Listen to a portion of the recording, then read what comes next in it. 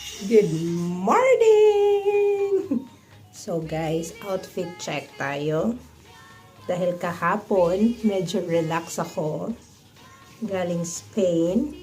Manipis na medyas. Pero, hindi kinaya guys kahapon. Napabili kami ng bonnet. After the hop on, hop off. Trip, this one yung binili namin. Ano sa tingin nyo guys? Ito ba maganda? Nilabas ko na ang pinaka favorite ko talaga tong na to. Kasi very warm siya ba. Naghanap ako ng ganito ng isang araw. Pero walang size ko. Ang liit ko kasi. So, itong dala ko. And I do not know which one I'm going to use. What do you think? At saka, ilagay ko rin yung gloves ko.